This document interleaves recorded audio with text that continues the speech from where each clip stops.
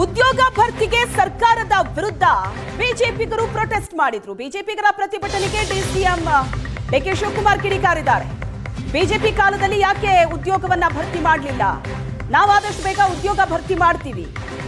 ಉದ್ಯೋಗಕ್ಕೆ ತೊಂದರೆ ಇರೋದಕ್ಕೆ 3,000 ಕೊಡ್ತಾ ಇರೋದು ಅಂತ ಡಿಕೆ ಶಿವಕುಮಾರ್ ಸ್ಟೇಟ್ಮೆಂಟ್ ಕೊಟ್ಟಿದ್ದಾರೆ. ಬಿಜೆಪಿಯವರು ಯಾಕೆ ಮಾಡಲಿಲ್ಲ ಅವ್ರ ಕಾಲದಲ್ಲಿ ಅನ್ನೋದು ಪ್ರಶ್ನೆ. ಹುದ್ದೆಗಳನ್ನ ಭರ್ತಿ ಮಾಡಬೇಕು ಅಂತ ಬಿಜೆಪಿನವರು ಪ್ರತಿಭಟನೆ ಮಾಡ್ತಾ ಇದ್ದಾರೆ ಸರ್. ಅವ್ರ್ಯಾಕೆ ಮಾಡಲಿಲ್ಲ? ನಾವು ಮಾಡ್ತಾ ಇದ್ದೀವಿ. ಅದಕ್ಕೆ ಉದ್ಯೋಗಕ್ಕೆ ಭಾಳ ತೊಂದರೆ ಇದೆ ಅಂತಲೇ ಅವ್ರಿಗೆಲ್ಲ 3,000 ಸಾವಿರ ಕೊಡ್ತಾ ಇರೋದು. ಈಗೆಲ್ಲ ಕರಿತಾ ಇದ್ದೀವಿ. ಈಗ ಮೊನ್ನೆ ಪ್ರಾಬ್ಲಮ್ ಇತ್ತು, ಅದು 371J ಅದಾಯಿತು. ಒಳ ಮೀಸಲಾತಿ ಸ್ವಲ್ಪ ಮಧ್ಯ ಅಡಿಷನೆ ಬಂತು. ಆದರೂ ಎಲ್ಲ ಕೆಲವೆಲ್ಲ ಮಾಡ್ತಾ ಇದ್ದೀವಿ. ನಮ್ಮ ಡಿಪಾರ್ಟ್ಮೆಂಟಲ್ಲೂ ಸುಮಾರು ಜನ ಕೊಟ್ಟಿದ್ದೀವಿ. ನಾವೆಲ್ಲ ಅಲ್ಲೇ PSCಗೆಲ್ಲ ಕೊಟ್ಟಿದ್ದೀವಿ.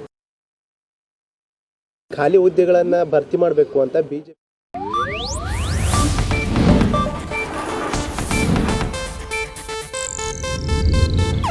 ಇದು ಏಷ್ಯಾನೆಟ್ ನ್ಯೂಸ್ ನೆಟ್ವರ್ಕ್ ಪ್ರಸ್ತುತಿ.